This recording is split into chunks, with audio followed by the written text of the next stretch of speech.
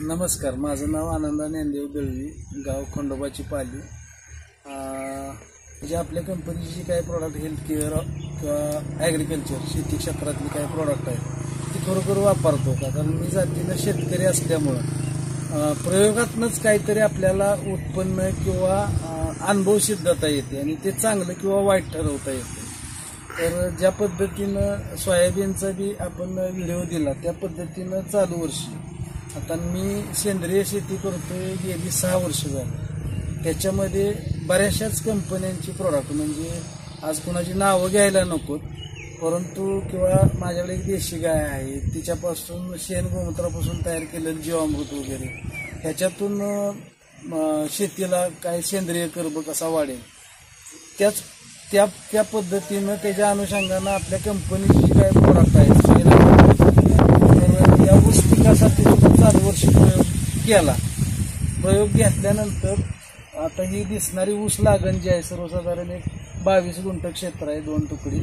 तर याच्यामध्ये ही लागण आहे ती मित्रांनो 6 जून 2025ची रोपांची लागण केली आणि सरासरी 8व्या दिवशी म्हणजे सरासरी 16 ते 17 जूनला पहिलं ड्रेंचिंग किंवा आळवणी केलं सॉईल आणि ग्रोथ, आणि त्याच्यानंतर 10व्या दिवशी म्हणजे 28 तारखेला ग्रोथ आणि 1261ची एक फवारणी झाली। तर याच्यामध्ये बारकाईनं जर बघितलं तर निसर्गाला अनुसरून चालू वर्षी सूर्यप्रकाशाचं प्रमाण तसं कमीच आहे, म्हणजे प्रकाश संश्लेषण पानातनं जर झालं तर कोणतीही वनस्पती अन्नद्रव्य निर्मिती होईल।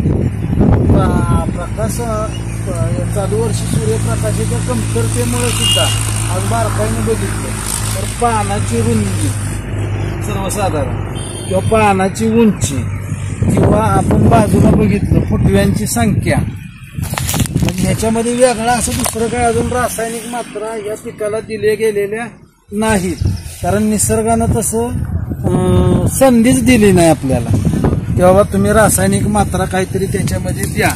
आणि हे जर अगदी आपण बघितलं तर आता चिखलामुळं आपल्याला जास्त बाहेर आतमध्ये शेतामध्ये जाता येत नाही, अगदी बांधाच्या कडे जर रोप जर बघितलं तर सर्वसाधारण फुटव्यांची संख्या आता किती दिसते किंवा पानाची रुंदी उंची सर्वसाधारण बघा, म्हणजे खरोखर। आणि दुसरी गोष्ट की जी कायम सॉईल आपलं मातीव काम करतं, जमीन सुपीक बनवतं, आपण अगदी प्रामाणिक सांगतो, तो प्रामाणिक रिझल्ट तुम्ही इथं बघा। इथं सुद्धा तुम्हाला त्याच गोष्टी दिसतील की जमीन सुपीक राहण्यामुळं पिकाच्या मुळ्यांची वाढ, त्याच पद्धतीने जमिनीतला सेंद्रिय कर्ब आणि जी काळाची खरोखर गरज आहे। आणि ज्या पद्धतीनं मी माझं स्वतःचा अनुभव आज सांगतोय की खरोखर खूप सुंदर आहे। तर रिझल्ट एवढे चांगले येण्याचं कारण का, तर कंपनीचे प्रॉडक्ट रिझल्ट ओरिएंटेड आहे आणि ती खात्री कधी झाली तर स्वतः मी वापरल्यानंतर।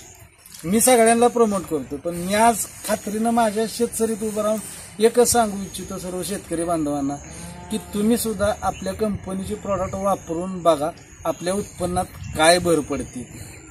धन्यवाद।